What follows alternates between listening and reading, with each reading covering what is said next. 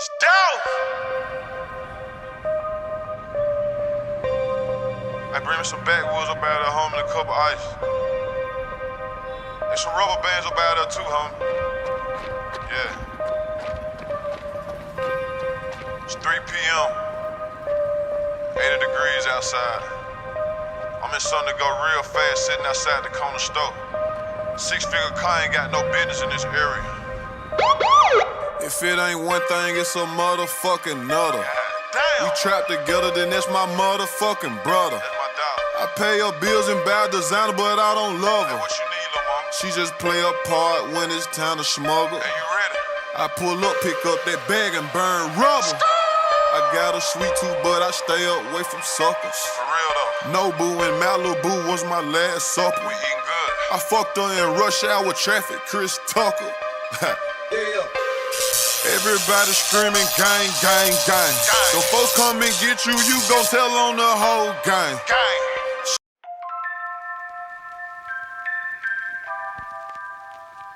T.J. Robinson, how are you doing? I'm doing good. How you doing? Good. It's good to see you. You look really good, looking nice, all of those particular things. How does it feel to be in this space, like having this conversation? It feels great, and I just want to say you look great. And Thank you. I tried a little bit, to get myself together, to show up the way I'm supposed to show up in that particular type of way. So it's so good to see you. We are excited that you are celebrating life. Congratulations on being here. We know our communities that life is a blessing. So congratulations on that, and the blessings. So tell me a little bit about yourself. Why are we here? Who are you? How did we get to this point? Okay. Where did you come from? What's going on? Who is TJ? Ooh. That's a big one. Good. Yeah. That's a lot. Well, first, I'm Talbot Casey Robinson Jr. Okay. That's my full name. They call me TJ. That's my nickname.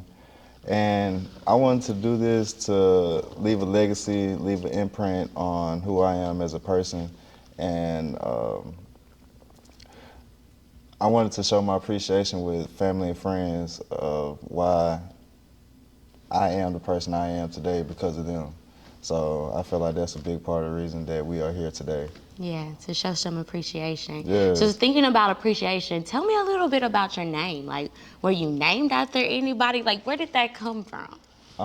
That came from my father, Talbot Casey Robinson Sr. Yeah, that's my dad. Okay, so it's some legacy in the name building. That's good. That's definitely good. Is. Yeah, I like that. So thinking about name legacy, and we're here to let your family and friends know that you're appreciative for how they've been a part of your life. So let's talk about life. Where are you from? Where were you raised? What's your hood? Where and people think about TJ, what are they gonna say about where you're from? That's a complex question because I done lived different places throughout my life, and I was born out west in West Jackson, Mississippi, and I went to school out south side of Mississippi. So a little bit of both worlds. So yeah. So when you say you was raised out west and you went to school out south, that makes me think about which hill you really went to, because it can kind of be confusing when you say things like that. You know what I'm saying? Yes. So you went to what high school? I went to the Red Hill, Forest Hill. Oh, I don't know about that. I'm a Jim Hill alum, so I don't know. But I'll let you have it because you're the man of the hour. We'll give something to the people at Forest Hill High School. So tell me a little bit about your parents. You're named after your father, and you talked a little bit about name legacy. So who are your parents? Who got you here? My parents are Talbot Casey Robinson Sr. and Tamara Patrice Robinson. Yeah. They have done a lot for me in my life, and raising me, giving me morals, values, and principles based upon certain aspects of life. Seeing them together, work together, that has been so important in my life of just people and the things that they have instilled in me. I still go to them for help. of whatever, and it's always an open door policy of, like, I feel like they my friends. I know they ain't my friends, but they're my parents, but I feel like I can talk to them in that aspect. Yeah, So I feel like they're a dynamic duo. Yeah, that's what's up. And you said that they were your friends. I think about when I was younger, you know, they used to always tell you your parents can't be your friends because they wanted to be like the disciplinarian. Yeah. So talk about that. Like, what was one of the worst things that you could think that you done as a child where you got in the most trouble for something that you did? Sneaking out the house. Oh, where you was going? I was trying to be grown. Oh, okay. It happens. Yeah, It happens. That's a part of life. Yeah. I was trying to be grown, and I dealt with the consequences of sneaking out the house late at night. Okay. So I think that was the most disciplinary that I ever got I have received. So what do you think was the lesson behind that? I lied. What'd you say? I lied. I snuck out the house, and my dad called me. It was about like 4 in the morning, and he called me, and he was like, "What you doing out here?" And I was like, "It was a man outside," and he was like, "We're no man outside." So he was like, "I'm too mad to beat you right now. Right now. I might kill you. Right. So I'm gonna wait till tomorrow." Yeah. And do you know how bad it was waiting all day in school until you got home? Did you have to wait till tomorrow? Really? I really did. Did he get you? It was the mental aspect of it. Really, I felt like more hurt than anything. Yeah, he wanted you to think about the fact that you lied. Yeah. Don't seem like he was really good at doing that either, because the man outside, I don't think that was thought through the way that you needed it to be. Like, you got to think fast when you're doing stuff like that. That's understandable. But it's always good to talk about those particular lessons that we learn as we're growing up, because it kind of shows, like, you know, the shaping of who we are. One of the things for me is that I was shaped, like, by my siblings. Like, talk about that. Like, are you the oldest, the youngest? What was that family dynamic like in, you know, every day in the household? Okay, I'm the oldest, and I have 2 younger brothers. Okay. Timothy Cole Robinson and Tyson Levi Robinson. They are a big part of my life, and my mom made me, like, we made a pact together, especially about my brothers. She was like, if you can take care of your brothers, you can take care of anybody in this world. And that's something that I live by, and that has gotten me through life, because I want my brothers to be better than me in every aspect.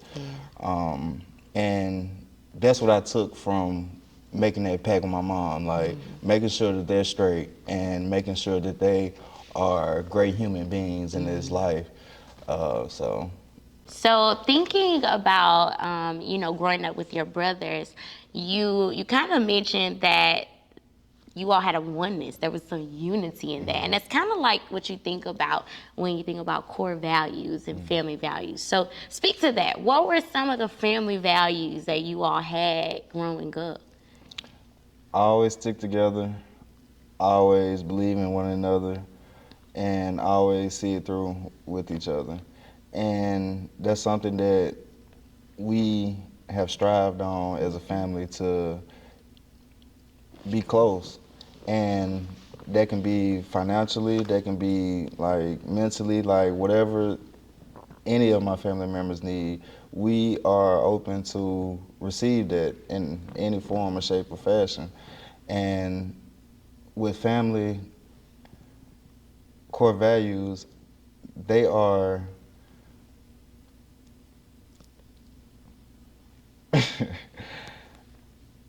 it's like no other, I feel like. And what I mean, like, it's no other, is something that is taught through time, through heartache, through whatever. And that's what I feel like what my family has that is core to me. Yeah, so those things that you experienced and the different trials and tribulations sometimes shape those core values.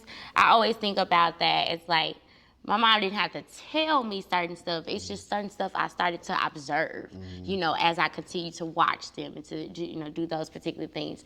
And when you think about core values, one of the things that we know is that we really learn from a whole lot of people. It's not always just the parents that we are birthed with, but sometimes it's those people that God places in our lives. And some of us call them godparents, some of them call them aunties, uncles, and all those things. So do you have those people? Like, were those their godparents, aunts, and uncles, and people like that kind of shape some of those additional values? Yes, Yeah. I have quite a few of those.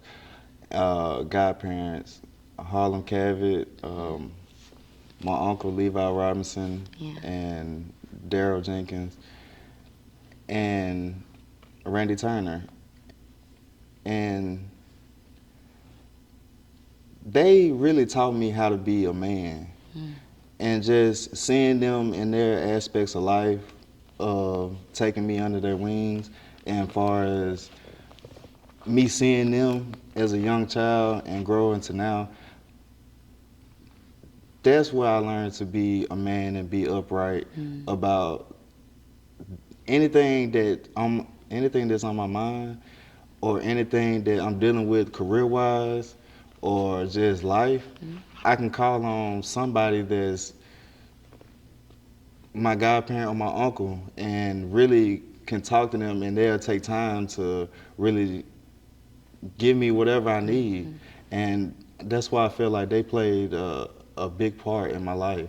Yeah, that's really good, because we know it takes a village, and I think that that's what you're kind of describing, from your parents to your family, and then having these uncles and godparents to do that. We think about that village, and one of the things that we know is that they're usually the ones that build us up, when we're down, like you spoke about, like, your family was always together, and even through the bad stuff, like, we're together. Yeah. What was one thing that drove your confidence, as a child? Life can be hard sometimes, especially, if you're on the west side or the south side, depending on where you are. So what was the confidence thing for you? Just the people that I associated myself with and that I was around in life, they would tell me that I really can do anything and I could be whatever I wanted to be without criticizing me or critiquing me in a way that they knew that everybody in life is different. So they handled me as such. And I feel like that was a big part of who I am today. Yeah. So if you could talk to that person that you were at that time, when you were, at Forest Hill High School, what would you say? Like, what would that conversation be like? What's a thing that person needs to hear?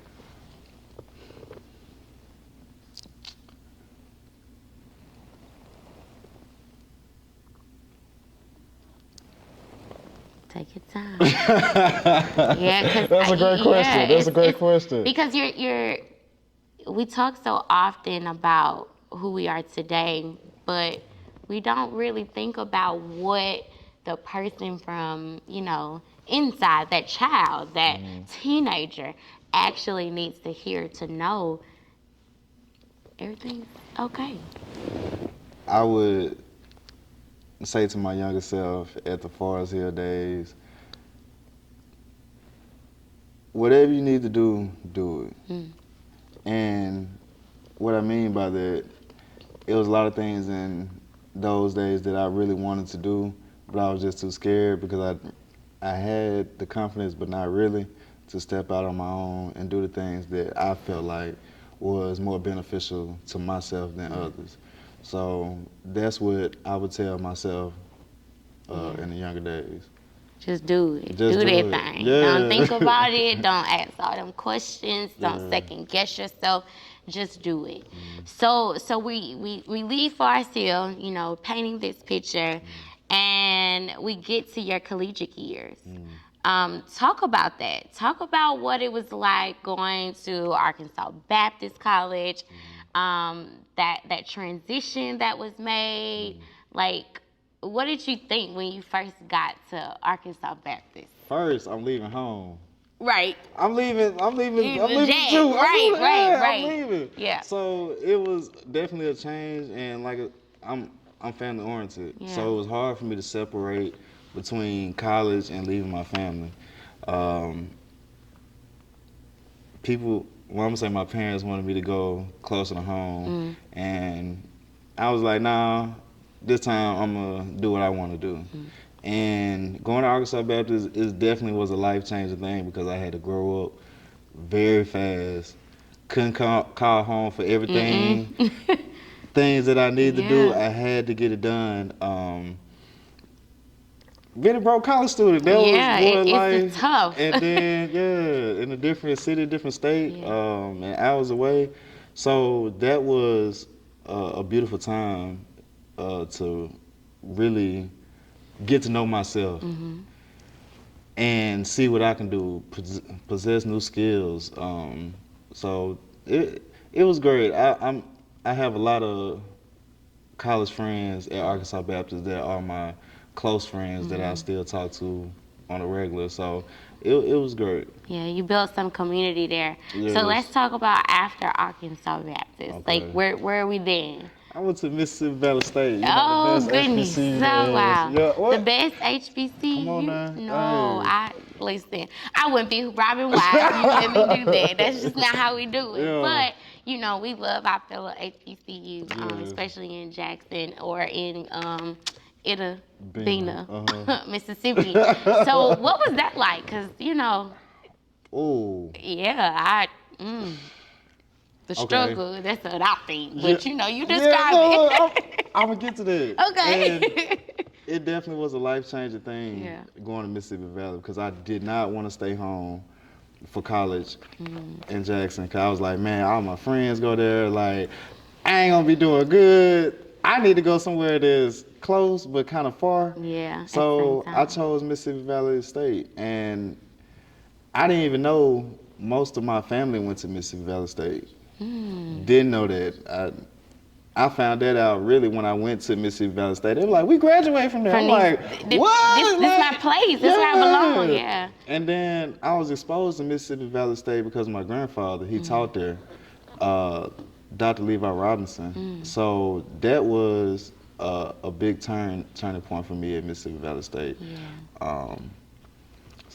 Yeah, that's legacy. Being able to go into a place where, you don't know how you're connected to it, but then realize, oh no, these are my roots. Like I'm really connected to this particular place. So how did you decide what you wanted to study? Like there are so many different majors out there. You're, you want to talk? Yeah, let's have a conversation. Hey. Like, how did we get to the bottom of what we're gonna get this degree in? All right. So I was gonna play football at Mississippi Valley State. Okay. They tried to put me in hyper, and I was like, I ain't trying to do no hyper. Like I feel like me personally, I could have used my thoughts and everything else somewhere else besides hyper, because one, I was coaching already, so I was like, I don't need a degree in hyper to go coach.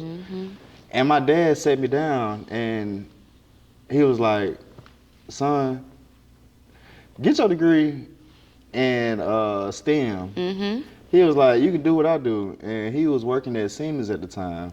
Okay. And with that, we sat down, we looked at the curriculum, and he was like, son, this is gonna be some hard classes that you're gonna have to take. And I was like, okay, but I want to be like you. So I want to take your same footsteps in a way, not be you, but be like you. And we went through the curriculum, and ever since then, I took that challenge because I felt like he was challenging me. Yeah, saying, to do what you got. Yeah. So I feel like I picked environmental health and biology. Wow.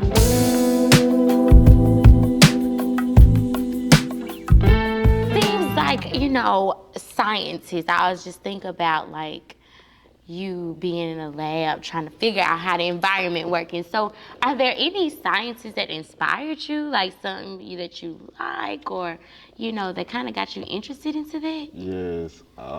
Byron Lamont, Okay. Dr. Hattie Spencer, Mosetta Span, Anita, my grandfather, and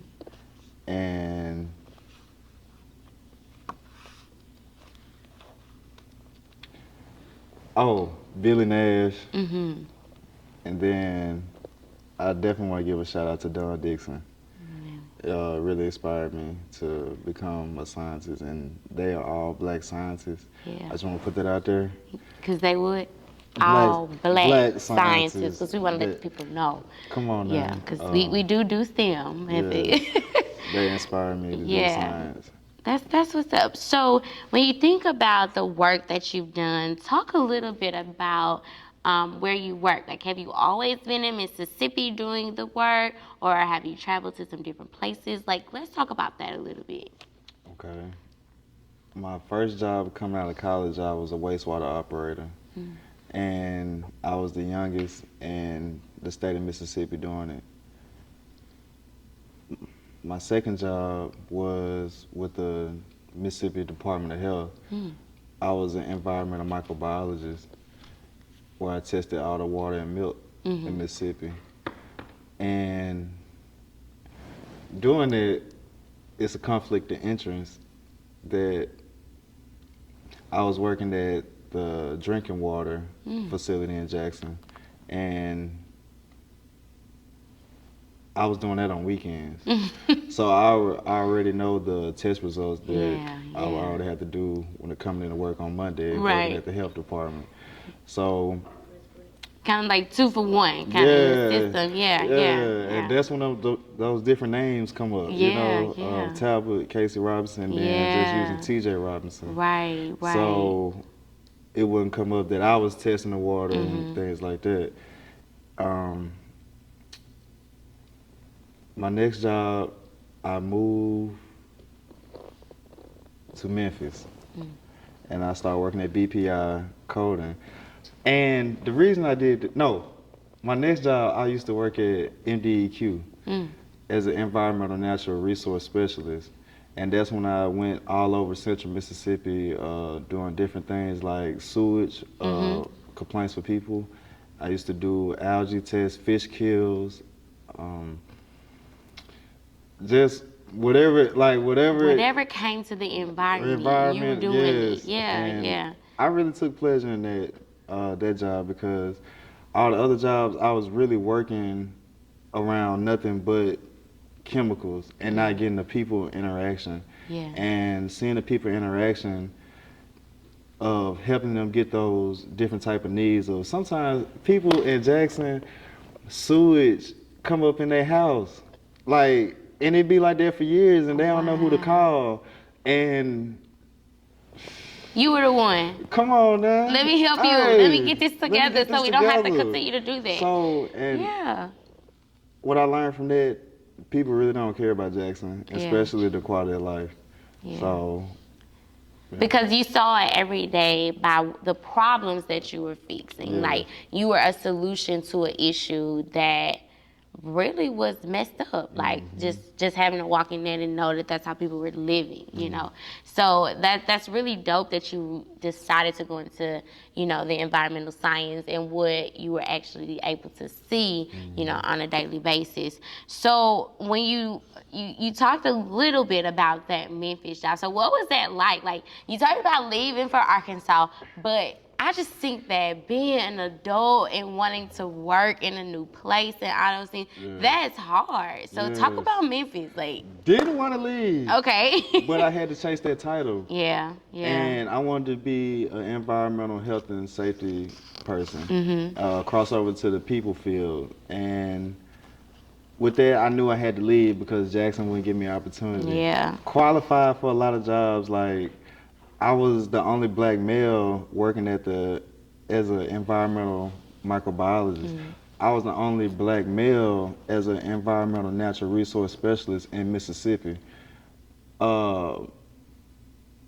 So I went to Memphis to BPI coding and became an environmental health and safety specialist, just to get that job title to come back Yeah.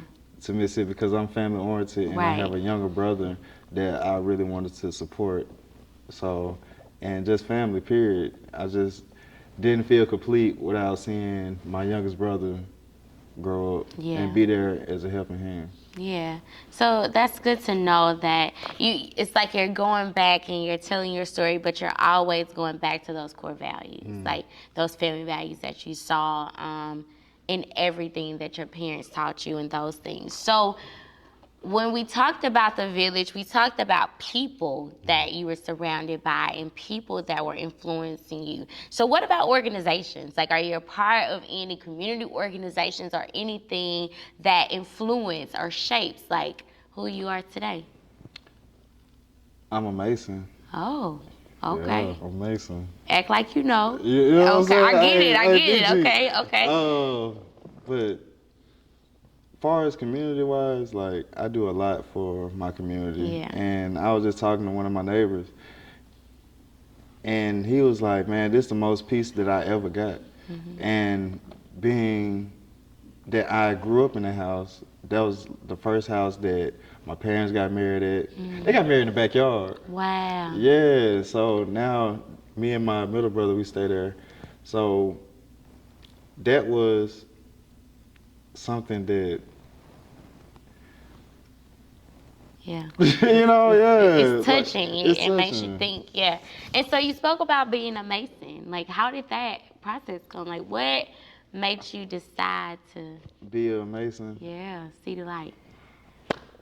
My godparents, Okay. my dad, my uncle Levi Robinson, and just growing up around them. Like I didn't grow up around no other organization, and just seeing them be men and how they act amongst each other, that was something that I really took heed to.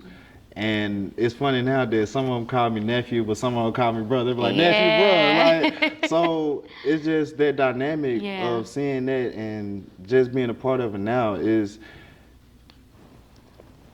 it's a lot. It's a lot. It's a lot. It's a lot. You know, Yeah. so. And we know that that organization does community outreach, does community engagement. I even see you, you know, in a lot of community spaces with your organization. So I thank you for that. Thank you for, you know, being a person that is committed to the service and committed to the work.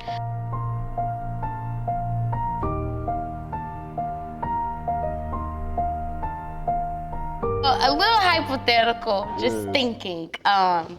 If you could wake up every day and do something and it not feel like work, but it really felt like purpose, what would your dream career be and why? That's a good one. Boom. Yeah, I know. I would feel like giving back to people. Okay. And Philanthropy. Yeah, like a philanthropist. My mom went to Fisk, and it's a statue there with W.E.B. Du Bois, and she always used to make me research about him. And once I really understood of who W.E.B. Du Bois was, I was like, oh, he that died. hey, you know what I'm saying? So like, I want to be a philanthropist amongst the world. Yeah. So thinking about philanthropy, we know that W.E.B. Du Bois, like we now look at his readings, his writings, some of his greatest things, some of his, you know, people have controversial things to say about him. We read about those things, you know, as we go through college and stuff. So as a person, what would you say are some of your best qualities and some of your worst qualities? I feel like my worst quality is I don't take time to listen. And when I don't take time to listen, I don't apply that to my life. And that's the worst thing that I feel like I possess right now. 28. At 28, I feel like I possess something that's good about me that I can spread joy amongst people. Yeah. And sometimes all you gotta do is smile. training day said it's all about smiles and cries, Jake. And I took that with me, and of being able to hold my emotions together, because there's a lot of emotional people that's in jail. You know, like if you can't hold your emotions or facts of emotion, then you won't be in that position that I am in right now. Right. We here. We here. You know what I'm saying? Yeah, because we could have got emotional about a lot of stuff and did a lot of things, but we didn't do that, you know. So that's a really great thing that you said, is that there are a lot of emotional people that made emotional decisions. And so learning from that. And then, you know, now that you know, I ain't the best listener, but I could work on that, you know. That puts you in a good place, like, you know, to want to do some things. So if you could think about, like, the people, your community, your fan base, like your friends, your family, what would the people say about TJ? Like, what do people think about you? In your words. In my words, Yeah. what I feel like people think about me.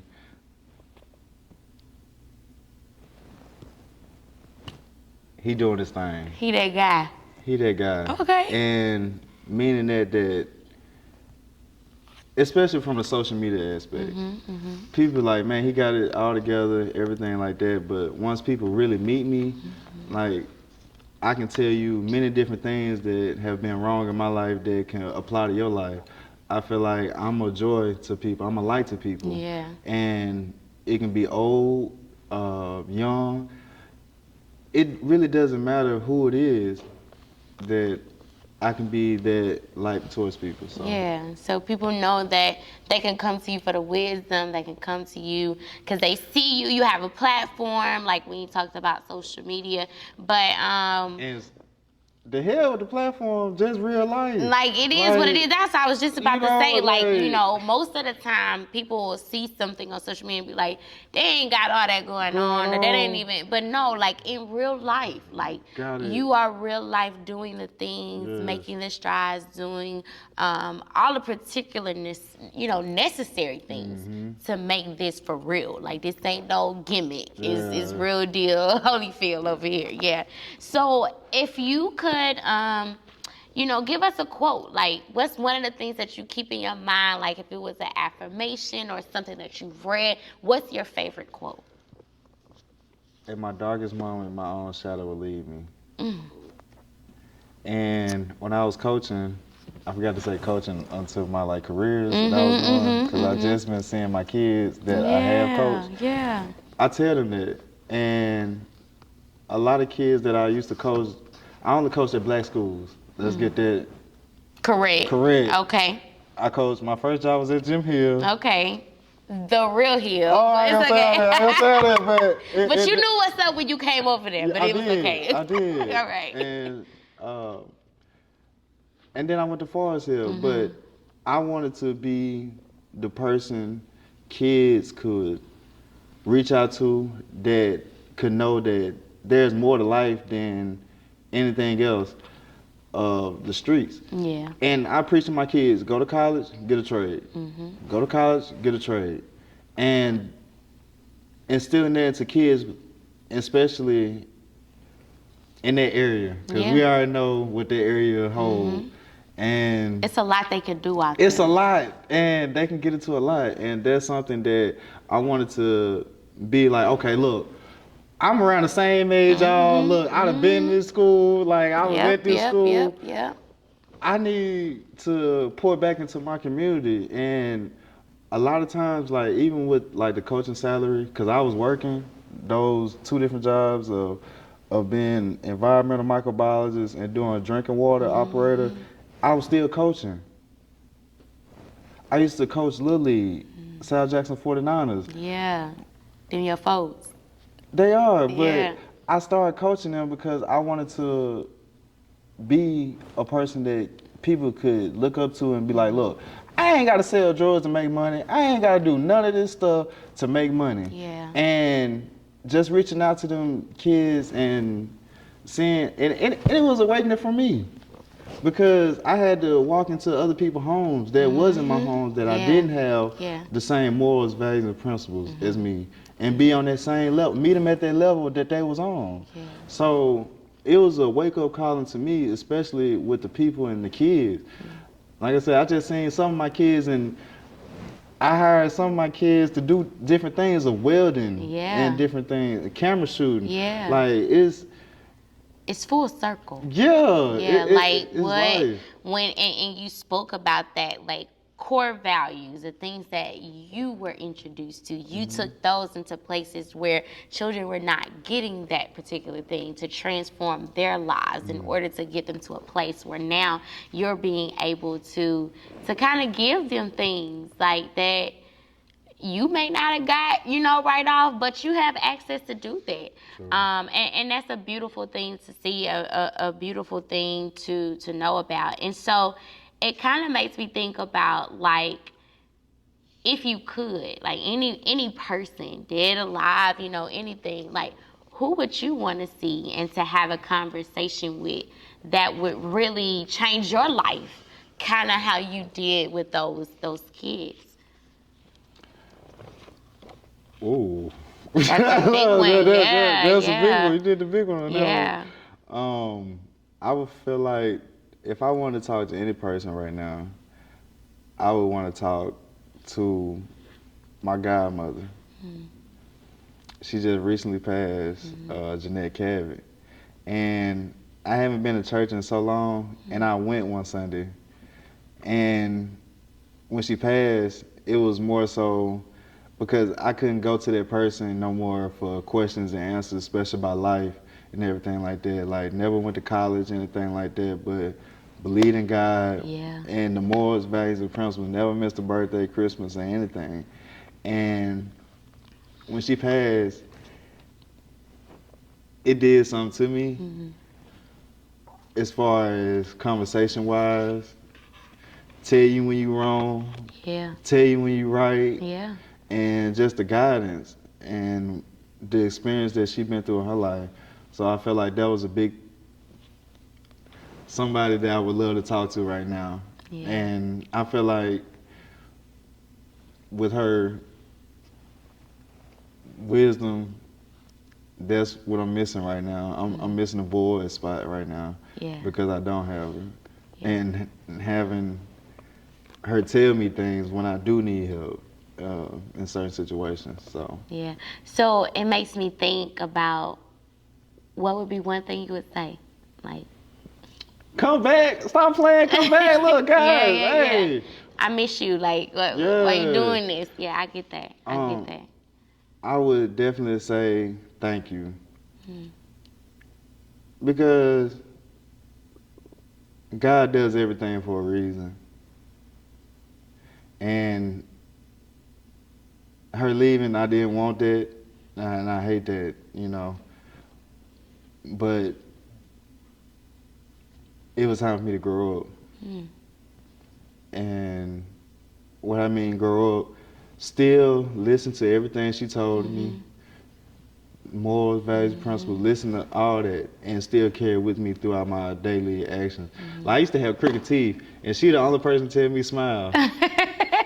That was your confidence. Yeah. Like, that's what she's supposed to do. Smile, baby. You're still beautiful. Yeah. What are you thinking about? That's good. That's good to know. That is wholesome. And I'm glad that you took a moment to give space to that, to what you're feeling, what you're thinking, and what you would say if you had that opportunity. And I know she's proud to She told me to come home. Yeah. And look at you. Before she passed, she told me, baby, come home. Yeah. You ain't got nobody up there. Come home, be with your family. Yeah. And that was definitely something that I geared toward. Yeah. And I did. And I feel way more happier that I did that, made that decision. That. That's really good. Really good. So thinking about that, that was something that you had to listen to somebody say. Maybe that was something you wanted to do, but something that you took wisdom to lead you into. So what would be something that you would want to do right now that you haven't quite accomplished? Like, you're thinking about, like, that's the next thing, that's the big one, but you haven't gotten it yet? I want to be the best scientist in the world. And that means gaining more knowledge. That means being around more people. That means being open to more things. I want to be the best. And when they speak about scientists, I want them to speak about me and their aspect in that form. So that's what I really want to be. Yeah, put you on the map, because you got the skill set, you got all the things, the core values from your family. Like, that's the stuff to do. So let's talk about some of your talents. Like, DJ, what you good at? Like, what can you do? Like, what's up? Can you sing? No, I can't sing. Oh, can you rap? No. Oh, okay, so there's not none of those, but I can play the piano. really? Just a little bit. Wow. And that's something that I had to put down because I was playing football. Okay. And the amount of practice that I was doing with football, I couldn't do the piano like I wanted to. And even though my mom, she influenced me to do the piano, because she said if you do an instrument, you'll never go broke. You will never go broke. You can always play for a church or somebody's funeral or something like that. So that's something that I have been picking up back on since I don't do nothing but go to work and do what I do. Yeah. So if we could think about maybe playing the piano, like, would you be like, could you have done Jamie Foxx and Ray? Like, you think you could have did that? Oh! I know. Is that a little bit too much? I think you could have gave Jamie a run for his money.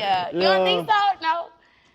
Maybe so. Okay, well, let's think about it like this. If there was any movie that you would be a part of, what would be happening? Like, what's happening in TJ's debut?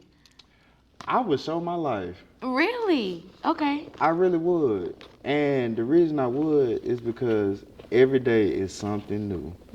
And what I mean by something new is either businesses, is either hustle, is either people, is whatever. Like, my thing is to learn something new every day. I ask people, what you learn today? Yeah. And it mess people up because they be like, what you mean what I learned today? What you learned today? So I can adapt that into my life and then take it the way I need to. Look, that's why we got chess right here. Because? Because this is a symbolism of life. It's not what the people say. It's not checkers. It's chess. It's chess. It's a mind game. It's a thought process. And you always got to be steps ahead. Yeah. Because if you're not, and you're not a thinker, like, it's a lot of people they can do physical things, and shout out to them. Yeah. But sometimes it's more mental than physical. Yeah. And I'm learning that more than I get older. Yeah, you got to be a critical thinker in this society in order to continue to do the things, because, like you said, you're going to hit roadblocks. You're going to hit stuff that's going to shake you, and you're going to be like, whoa, what was that particular thing? So I want to talk about that. Like, was there any particular thing that was detrimental to you where you were just like, I cannot believe this just happened? And how did that feel? I got shot at over 180 times. Wow. We thank the Lord. And that's the only thing that survived that didn't get shot up in my house was the 10 Commandments. Everything else, that was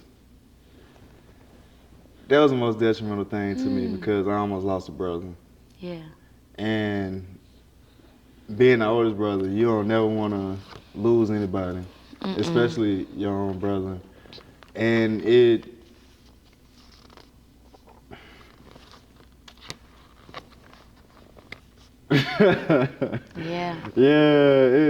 it was tough because we had nothing to do with it. Yeah. And my brother was playing at Jackson State. I was working. And just to really come home, and you never know. Like, that's why I'm so thankful for every day. And we just redone the house, and we still found bullets that was stuck in the house. Wow. My brother was shot in the neck,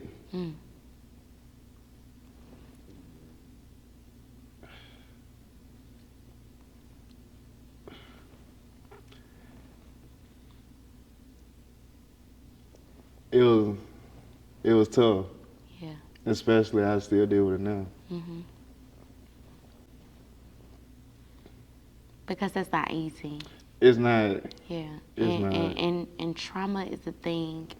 After the fact is a thing. And we know that when you're the older sibling, you want to be the protector. And it's so hard when you're not able to be in that role.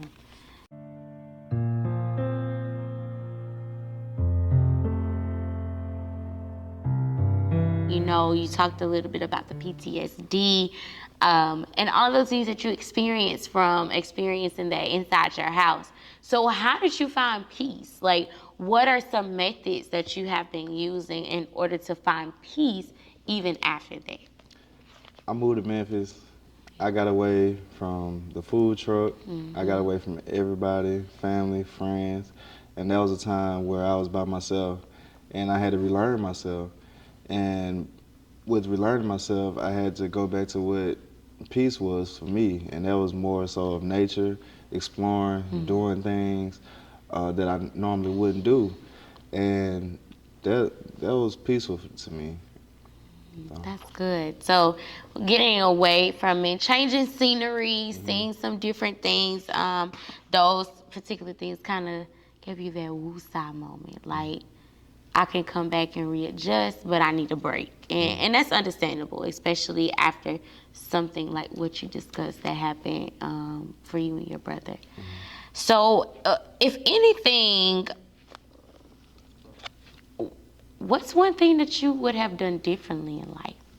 Like, I know you ain't the oldest cat out here, but is there anything you would change? I don't feel like it was nothing that I changed in my life. And because it'll only make me the person that I am today. Yeah. With experience and just trials and tribulations. Yeah. So, what they say, I have no regrets. I'm good where I am. I'm good where I stand. So, what particular things are most important to you now? We've talked about core values. We've talked about family values, the transition between, you know, Arkansas Baptist and Mississippi Valley and your career. So what sticks out? What are the important things to TJ today? It's still family. No matter if you blood or you not blood. Yeah. Family and just doing right by people. Now I'm growing to that age and being that person now where I want to be a service to people. I don't want to be a burden to people. I want to be a service to people. And with that, I want to encourage people to do what they really want to do and let them know that it's no limitations. The only limitation is you. Yeah. So that's what I really want to be as a person of service. Yeah. That's really, really good to be a serviceman, because that can come into a whole lot of things. A lot of things that you talked about, from coaching to being in environmental science, like all of those things is about service and how you're helping the people. And we know, based on what you've told us, that that's where it started. That's the foundation. That's what your parents put into you to be that man. So we're almost done. Yes. Almost. Okay. But I'm not, almost there. If time was to pass and people were to remember you, what is it that they would remember TJ Robinson for? They will remember TJ Robinson or Talbot Robinson, whoever you know me by, because different names from different parts of my life. T-Rob, caring and loving. And he tried to do everything that he could do for me, if he could do it. And he's smart now. He's smart. Hey, he got a lot of things going for himself. Yeah. And the potential that he has and the drive that he has, I feel like people, they would say those things about me. And no, I ain't perfect. Have I did some wrong things? Yeah. Have I did people wrong in my life? Yeah. But sometimes you can't hold a person accountable if they don't know. And that's the biggest thing that I really want to emphasize on, especially right now. Of the people that I have done wrong, the people I have done good. Like, I just want you to know that it's all love. And I'm growing every day. So that's what I want to leave the people. That's good. That is wholesome. It's all the things. It doesn't leave anything out. It bring all the pie together. So before we wrap up, you know, you got people out there, and they got their own questions. Those were my questions. That's the tea I wanted, but they want their own, right? So we're gonna do a few of your fan mail conversations. So let's see. So, is your definition of success different today than when you were younger? It definitely is. I thought success was money when I was younger. But success ain't money. And now thinking today is what you could do for the people. That's more of success to me. Because if you can obtain the benefits of servicing people, then you can do well for yourself. And you can do, that means that you are whole enough that you can sustain yourself to do for others. And I feel like I've spread myself so wide and so thin to different type of people that I feel like that's what success is now, because it's all about monopoly. It's not about self anymore. And when I was young, I was like, man, I want to be a millionaire. No, hell no, I want to make everybody else around me millionaires. We all gotta win. Yes, and that's my word. Everybody eats. Everybody eats. Yes, like I like that. Yes. I like that. Okay, so two more. This next one, it says, as a black man, how do you address another black man when he's misguided?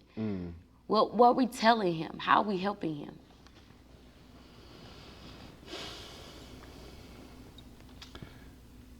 I was also always told never to argue with a fool, but sometimes you gotta meet people on the level, and you gotta always be mindful of people don't know and what people do know. So you can never judge anybody, and I learned that in Little Rock. I was talking to a crackhead, and him being a crackhead, we was walking to a Crip 6, because in Little Rock it's a Crip and Blood thing. Territory. So we was walking to Crip 6 and to wash our clothes and dry our clothes over there by Crip 6. And this crackhead was walking down the street, pushing a buggy, and he was screaming out different things. And where we were standing at, it was a family union going on. So we laughing at this man. This man over here just talking all type of whatever. Like, we couldn't hear him from where he was, but to where he got, we started listening to him. And we were laughing at him because we were like, man, what this man talking about? Like, this man was a drug lord in Little Rock. Wow. Yes. And he just explained his story of where he got to today and to where he was then. And it was more so of he trusted the wrong people. He took the wrong drugs. And we sat there for hours. He named everybody that was in that house family. Like, from great grandma to grandma and everything like that. Like, and that was a turning point in my life. Because I learned never to judge anybody, because you never know who that person is and what they have done and lessons that you can learn from that person. So that made my mind open up to a way different thing of where I meet janitors now. And I meet them at the same level as the CEO. I do different things differently now because that experience has shaped me to do what I needed to do and meet people. Right, because we understand and know that being misguided can be any of us. True. At any point in time, we can get false information, false resources, or whatever, and we too could be just like that guy that you met, or like you have talked about in other situations. So that's really good to know where you are with that. So I said I had two more, but this is really my two more, and then I'm done. I promise you, I'm gonna end it. Okay. So the people want to know, what are you looking for in a partner? Like, what the guys need to do? Like, what's up? Like my mom.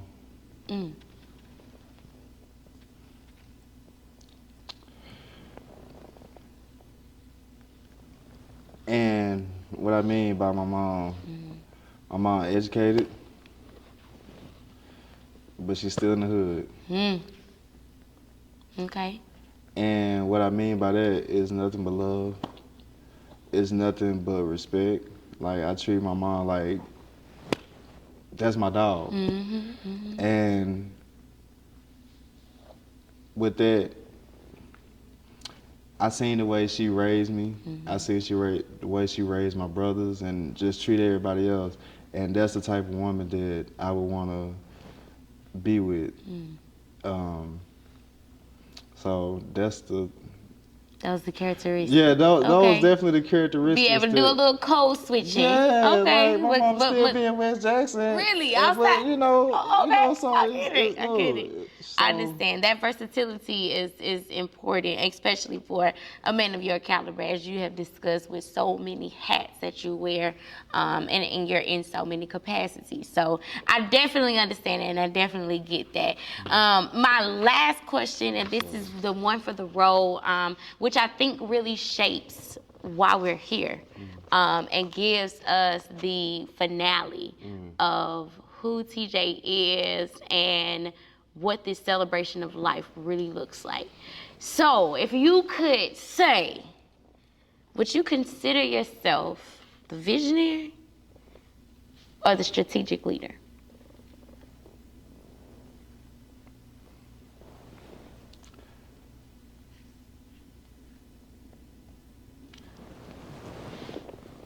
I'm the strategic leader.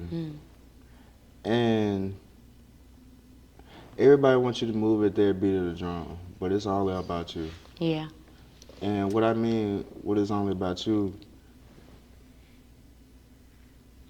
like my favorite quote, "It's your darkest moment, your own shadow will leave you." And with that, I know my own shadow will leave me. That's right. So I carry myself as such, meaning my decision I make, I can't think short term. I gotta think long term. People that I'm taking care of, I'm taking care of a whole community. I'm taking care of like different cities, different states. Like, that's the type. You know what I'm saying? Strategy. You know, it's not strategic. a one size fit all. Because if I lose, then a lot of people go down. Yeah. And a lot of people, I can't be that person. I really can't be that person of me being, and that's what I look at failure. It's like, if somebody asks me for something and I can't give it to them, I can always be that resource or person that could point you in that right direction, could do this, could do that. If I can't do it, I can get somebody else to do it. And that's what I feel like that is me as a person. And it's a strategy. It's being the person that can think about all of those particularly. That's what a strategist is. So you're right. I truly believe that is what you got some visionary in you too. You talked about a lot of forecasting and things that you want to see. But to wrap us all up, I just want to say thank you for having me, but most importantly, thank you for being you. You showed us who you were. You were transparent with us today. Had conversation about all the things that makes TJ who he is. So we appreciate you. We celebrate life, and the way that I do things, I just believe that this is time for a toast. Cheers. To cheers. Cheers. That's it. Cheers.